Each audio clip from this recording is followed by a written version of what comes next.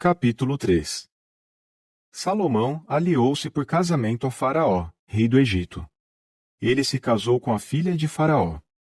Ele a levou para a cidade de Davi até que terminasse a construção da sua própria casa e da casa de Jeová, bem como da muralha em volta de Jerusalém.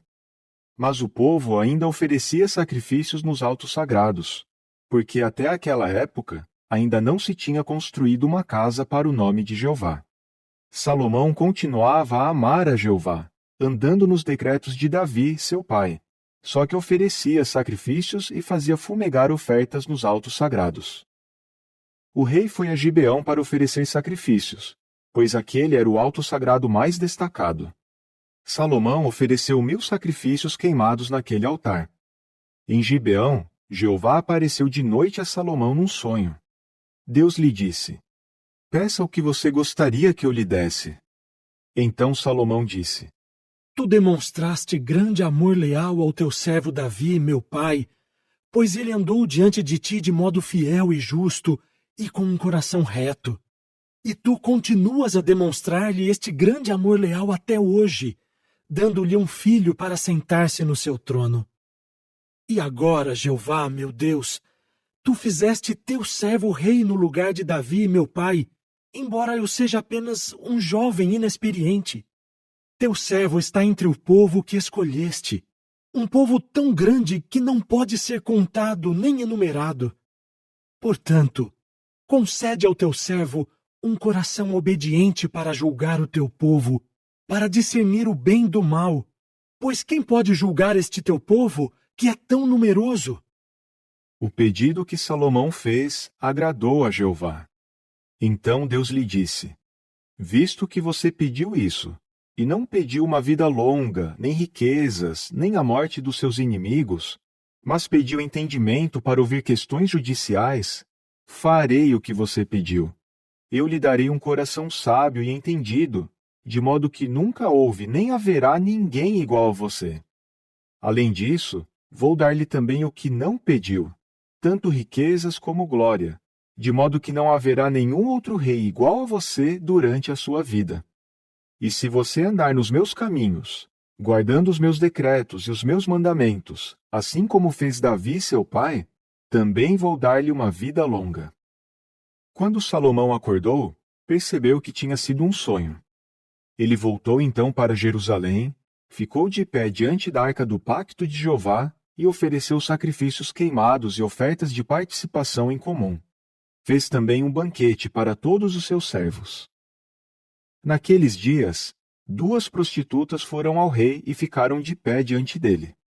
Uma das mulheres disse: "Por favor, meu senhor, eu e esta mulher moramos na mesma casa, e eu dei à luz quando ela estava na casa. 3 dias depois de eu ter dado à luz, esta mulher também deu à luz. Estávamos juntas, só nós 2. Não havia ninguém conosco na casa. Durante a noite, o filho desta mulher morreu, porque ela se deitou sobre ele. Então, ela se levantou no meio da noite, enquanto eu, a escrava do meu senhor, dormia, e tirou o meu filho do meu lado, e o colocou ao lado dela. E o filho dela, que estava morto, ela colocou nos meus braços. Quando me levantei de manhã para amamentar o meu filho, percebi que ele estava morto. Assim, olhei bem para ele e vi que não era o filho que eu tinha dado à luz." Mas a outra mulher disse: "Não, o meu filho é o vivo e o seu filho é o morto." E a primeira mulher dizia: "Não, o seu filho é o morto e o meu filho é o vivo." E assim discutiam perante o rei. Por fim, o rei disse: Uma diz: O meu filho é o que está vivo, e o seu filho é o que está morto. E a outra diz: Não, o seu filho é o morto, e o meu filho é o vivo. Então o rei disse: Tragam uma espada. Assim trouxeram uma espada para o rei. E o rei disse: Cortem o menino vivo em 2, e deem metade a uma mulher e metade a outra. Imediatamente a mulher cujo filho era o vivo, movida pela compaixão por seu filho, implorou ao rei: "Por favor, meu senhor, deem o menino vivo a ela, não o matem." Mas a outra mulher dizia: Ele não será nem meu, nem seu. Podem cortá-lo em dois. Então o rei disse: Deem o menino vivo à primeira mulher, não o matem. Ela é a mãe. E todo Israel soube da decisão judicial que o rei havia proferido, e ficaram impressionados com o rei, pois viram que a sabedoria de Deus estava com ele para executar a justiça. Capítulo 4. O rei Salomão governava todo Israel. Estes eram os seus altos funcionários. Azarias, filho de Zadok, era o sacerdote. Eliorefe e Aías, filhos de Cisa, eram secretários. Jeosafá, filho de Ailude, era o cronista. Benaia, filho de Jeoiada, era chefe do exército. Zadok e Abiatar eram sacerdotes.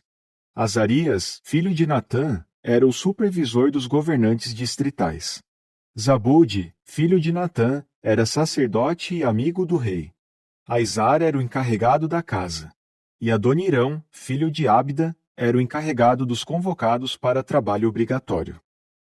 Salomão tinha 12 governantes distritais sobre todo Israel, que forneciam alimento ao rei e aos da sua casa.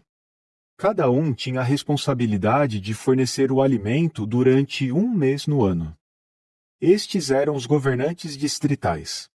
O filho de Ur, na região montanhosa de Efraim. O filho de Dequer em Macás, Saalbim, Bet-Semes e Elon Bet-Anã. O filho de Ezede em Arubote. Ele supervisionava Socó e toda a terra de Éfer. O filho de Abinadab em todas as encostas de Dor. Tafate, filha de Salomão, tornou-se sua esposa. Baana, filho de Ailude, em Taanaque, Megido e toda a região de Bet-Seã, que faz fronteira com a região de Zaretã, abaixo de Jezreel, desde Bet-Seã até Abel-Meolá, e até a região de Joquemeão.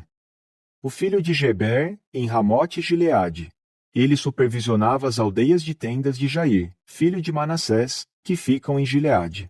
Também supervisionava a região de Argobe, que fica em Bazã, 60 cidades grandes com muralhas e trancas de cobre. Ainadab, filho de Ido, em Maanaim. Aimaas, em Naftali.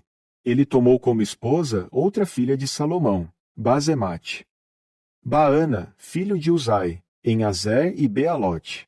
Jeosafá, filho de Parua, em Issacar. Simei, filho de Ela, em Benjamim. Geber, filho de Uri, na terra de Gileade, a terra que tinha sido de Sion, rei dos amorreus, e de Og, rei de Bazã. Havia também um governante encarregado de todos esses governantes distritais do país. O povo de Judá e Israel era tão numeroso como os grãos de areia à beira do mar. Eles comiam, bebiam e se alegravam. Salomão governava todos os reinos desde o rio Eufrates até a terra dos filisteus, e até o limite do território do Egito. Esses reinos traziam tributos e serviram a Salomão durante todos os dias de sua vida. As provisões diárias de Salomão eram 30 coros de farinha fina e 60 coros de farinha comum, bem como 10 cabeças de gado bovino de engorda, 20 de gado criado num pasto, 100 ovelhas, além de alguns cervos, gazelas, corços e também cucos criados para consumo. Pois ele dominava tudo deste lado do rio Eufrates, desde Tífisa até Gaza, incluindo todos os reis deste lado do rio. E ele tinha paz em todas as regiões ao seu redor. Judá e Israel moraram em segurança, cada um debaixo da sua própria videira e debaixo da sua própria figueira, desde Dan até Berseba, durante todos os dias de Salomão. E Salomão tinha 4.000 baias para os cavalos dos seus carros de guerra e 12.000 cavalos. Os governantes distritais supriam de alimento o rei Salomão e todos os que comiam à mesa do rei Salomão. Cada um era responsável por 1 mês, e cuidava para que não faltasse nada. Eles também levavam a sua cota de cevada e palha aonde fosse necessário para os cavalos, inclusive para os cavalos que puxavam carros. E Deus deu a Salomão sabedoria e discernimento num grau extraordinário, e um coração com uma compreensão além de medida, como a areia à beira do mar. A sabedoria de Salomão era maior do que a sabedoria de todos os orientais e do que toda a sabedoria do Egito, Ele era mais sábio do que qualquer outro homem, mais do que Etã, o Esraíta, e Emã, Calcol e Darda, filhos de Maó. Sua fama se espalhou por todas as nações ao redor. Ele compôs 3.000 provérbios, e seus cânticos chegaram a 1.005. Ele falava sobre as plantas, do cedro do Líbano ao isopo que cresce no muro. Falava sobre os animais, sobre as aves, sobre os animais rasteiros e sobre os peixes. Pessoas de todas as nações vinham para ouvir a sabedoria de Salomão, incluindo reis de toda a terra que tinham ouvido falar da sua sabedoria.